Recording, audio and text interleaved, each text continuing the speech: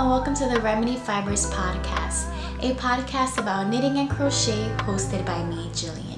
If you're new here, welcome, and if you're a returner, thank you so much for coming back to my channel. So today is part 2 of my Spin to Sweater series. I hope you enjoyed the first video. If you haven't watched it, I'll link it here as well. So definitely check out how I unravel a braid as well as set up my yarn for spinning. This video, I'm going to show you how I spin my yarn, some up and close and personal, so you can see how I'm drafting and how I'm able to spin more thinly to get the type of yarn that I'm looking for. And just keep in mind that it took a lot of hours of practice to get to this point. So if your yarn is not thin, that is normal for a beginner. So let me go grab the bobbin that I have that's already spun up. So this is my first bobbin that I have spun up. I am still working on that first braid here on the spinning wheel, and I'm almost done with it, and I've already unraveled my second braid. Some of it is already going on that same bobbin. I'm just going to try to fill up each bobbin as much as I can because I only have 4 bobbins. And because I'm feeling more comfortable on the wheel, I'm not going to do all of that ripping apart, pre-drafting. I split it in half once, and I think I split it in half one more time, and now I'm just spinning long strips of the braid. I'm not going to be breaking it into halves and then breaking it into halves 2 more times after that like I showed in the last video, but that is something that helped me get more comfortable with spinning fiber as a beginner. So after this video, I think I will be done spinning up my second braid, and I will take you on our next video on how I ply my 2-ply as well as looking for a pattern to knit with.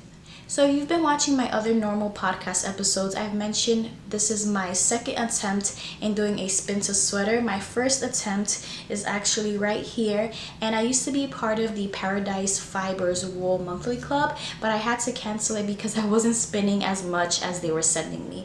So for the month of October, I received this space dyed wool Neptune color.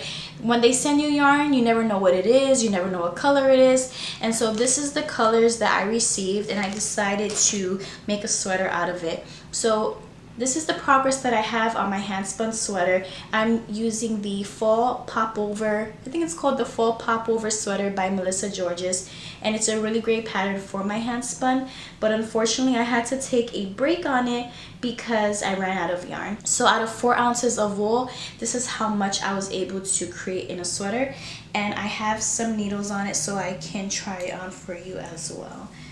These are not my go-to colors. Ooh, I almost dropped a stitch. These are not my normal go-to colors, so I'm gonna see how I like it after the fact, and then if not, one of my co-workers, she says she really likes the colors. So this is how my sweater is coming out so far. I love it. I love the fit. I love the style. I just wish that it was in different colors. And this is how the wool came out after spinning it. Obviously, I'm still new, so I'm sure there's a way to keep the colors together. There's ways to spin different ways, but as a beginner, this is what I ended up coming out with. And so the issue is I cannot continue to spin on this to finish my sweater because I don't have enough bobbins. So I have a special surprise, so if you stay tuned to Sunday's episode, I will tell you what my plan is. But for now, this sweater is going to be on hold. So let me take this sweater off, let's get to spinning, and I hope you stay for my yarn journey.